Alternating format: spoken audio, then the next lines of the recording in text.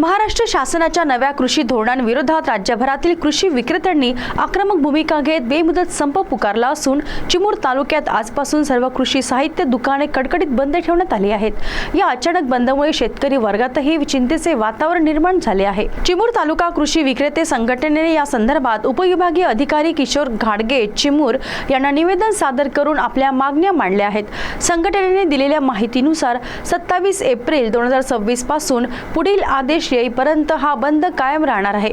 शासनाने लागू केलेले नियम अत्यंत किचकट व अव्यवहार्य असल्याचा आरोप विक्रेत्यांनी केला आहे। प्रत्यक्ष व्यवहारात या नियमांची अंमलबजावणी करणे अशक्यप्राय होत असून विक्रेत्यांमध्ये भीती व असंतोष वाढत आहे। विक्रेत्यांनी स्पष्ट इशारा देत सांगितले की किरकोळ खत विक्रेत्यांवरील जाचक अटी तात्काळ रद्द कराव्यात। अनधिकृत एचडीपीटी कापूस बियाण्यांवर कठोर कारवाई करावी। खत कंपन्यांची लिंकिंग पद्धत बंद करावी। साधी पोर्टलची सक्ती हटवावी आणि अवैध कीटकनाशके विक्रीवर नियंत्रण आणावे, अन्यथा आंदोलन आणखी तीव्र करण्यात येईल। Maharashtra fertilizer dealers association Pune यांच्या आवाहनाला पाठिंबा देत हा बंद पुकारण्यात आला असून मागण्या मान्य होईपर्यंत माघार घेतली जाणार नसल्याचे संघटनेने ठामपणे सांगितले आहे। दरम्यान खरीप हंगामाच्या तोंडावरच कृषी साहित्य दुकाने बंद झाल्याने शेतकऱ्यांना बियाणे, खते व कीटकनाशके मिळण्यात मोठ्या अडचणी निर्माण होण्याची शक्यता आहे।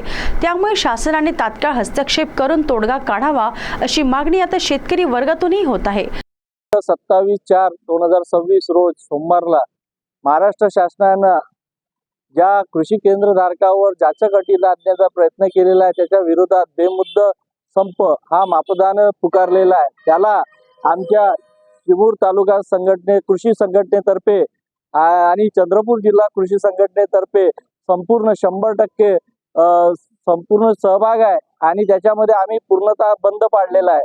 जोपर्यंत आपले निर्णय मागे घेत नाही शासन तोपर्यंत हा आमचा बंद कायमस्वरूपी चालू राहणार आहे।